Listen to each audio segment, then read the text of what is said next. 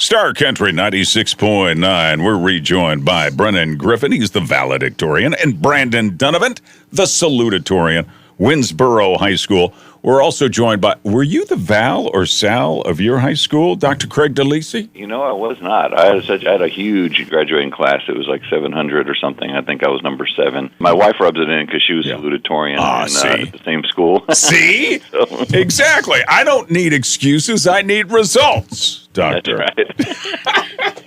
Hey, can you believe we got a couple of guys in the studio? Hey, I'm impressed. Representing the man. Well done, Phil. Yeah. Oh, yes. Okay, where's my applause? Yay! Thank you. Dr. Craig DeLisi is with us from the Family Care Center, Titus Regional Medical Center. So I have asked these two, I've tasked them. They're good at completing their tasks, which is why they're head of the class, with asking you some questions. All right, so here we go. Let's start with the valedictorian. What you got for the good doctor, Brennan? Right, so I was just wondering, what's the drama like? Is it really as big as Grey's Anatomy and stuff like that? Oh, uh-huh. Yeah. No, definitely not. Really? No? I figured. No office intrigue going on? We want to know the dirt. Come on. Thank goodness, no. Now, in the hospital, it's a little different in can be that way, especially Oh, really? in the city. You do have to be careful. My wife, when I started medical school, my wife worked in the hospital, and she was careful to keep me away from the nurses who were looking to find a husband among the new medical students. But I gotcha.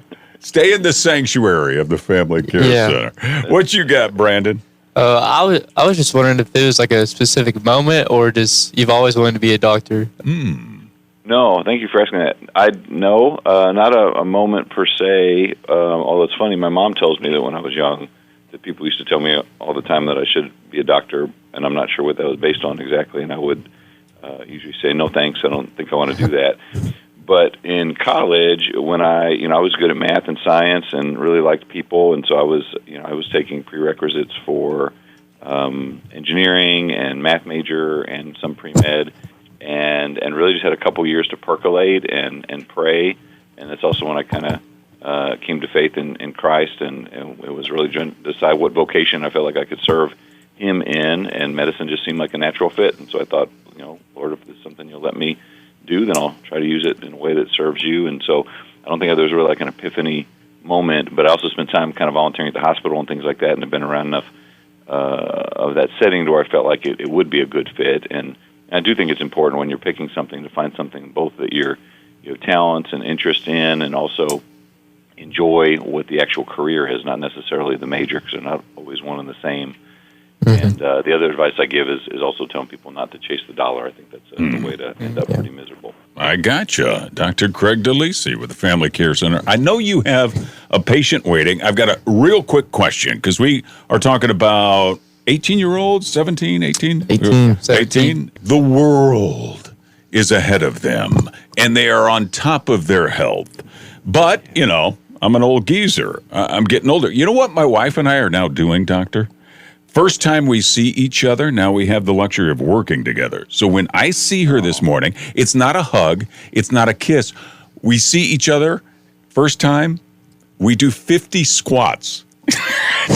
No, we got to figure out ways that we can try to stave away old age. Okay, so for example, next time you see your honey, I expect 25 burpees out of you. Okay, that's right. That would be fun. But for these two, all right, because they feel, they don't have any aches and pains. But what can they do now that will help them in their golden years? I would say, taking care of yourself when you're young absolutely has an impact on the years ahead. I know you're not thinking about those things, but if I've had one patient say this, I've had 1,000 over the years to say, if I'd known I was going to live this long, I would have taken better care of myself when I was younger. And so, I think watching your weight is a huge one. Trying to maintain a healthy weight, avoiding smoking, staying active, trying to establish good sleep habits and eating habits. Mm-hmm. And when you're young, you can run on McDonald's and 4 hours sleep and feel as good as if you're eating healthy and sleeping long. But that changes, pretty soon. That changes probably by the time you're 30 or mid-30s. So just establishing good habits when you're young, I think, is a really important skill in life. Also, don't make energy drinks your mainstay of functioning through college, which is tempting. It seems like all my college age kids misuse those, in my opinion. Dr. Craig DeLisi, I appreciate it, man. I know we've run out of time, and I know you have a patient waiting for you. He is with the Family Care Center, Titus Regional Medical Center. Healthier tomorrows start here.